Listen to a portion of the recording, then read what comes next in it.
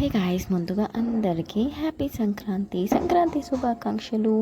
అందరూ ఎలా ఉన్నారు? ఈ ఇయర్ మీ సంక్రాంతి ఎలా సెలబ్రేట్ చేసుకున్నారు అనేది కామెంట్స్లో చెప్పడం అస్సలు మర్చిపోకండి.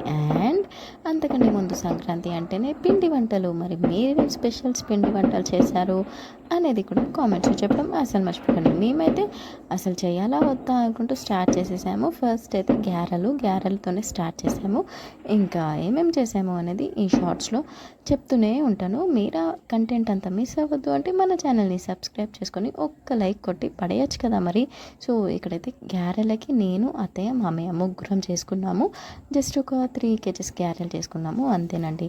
నెక్స్ట్ డే సకినాలు పోసుకోవాలి, కానీ సకినాలు పోయడం నాకు రాదు, అత్తయ్యకి రాదు. అందుకనే అత్తయ్య వాళ్ళ సిస్టర్ ఇంకా వాళ్ళ రిలేటివ్ అంటే ఆడపడుచు వాళ్ళ కూతురు అన్నమాట, తను వచ్చేసింది. నాకైతే అక్క అవుతుంది కదా, సో అక్క ఇంకా చిన్న అత్తయ్య ఇద్దరు పోస్తుంటే మా అత్తయ్య కాల్చారు, ఇంకా నేనైతే అందించాను. అండ్ మరి మీకు సకినాలు పోయడం వచ్చా అనేది కామెంట్స్లో చెప్పడం అస్సలు మర్చిపోకండి. సో మేమైతే ఇలా సెలబ్రేట్ చేసుకుంటున్నాము మా సంక్రాంతి. మా ఇంట్లో పిండి వంటలు చేయడం పూర్తి అయిపోయిన తర్వాత ఇంకా వదిన వాళ్ళకు కూడా పంపించేసి ఆ తర్వాత నేను చిన్నోడు పెద్దోడైతే బస్ ఎక్కి మంచిగా అమ్మ వాళ్ళ ఇంటికి అయితే స్టార్ట్ అయిపోయాము. అంటే ఇవాళ సంక్రాంతిగా ఇవాళ మార్నింగే అమ్మ వాళ్ళ ఇంటికి అయితే వచ్చేసరికి 12 అయిందనమాట.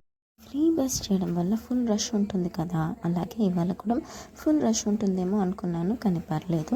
ఫెస్టివల్ కాబట్టి ఎవరు బయటికి రాలేదు కాబట్టి నాకు సీట్ దొరికింది. ఏ అందులోనూ విండో సీట్ అంటే ఎవరికి ఇష్టం ఉంటుంది చెప్పండి. సో అలా నేచర్ని ఎంజాయ్ చేసుకుంటూ అమ్మ వాళ్ళ ఇంటికి వచ్చేసాను.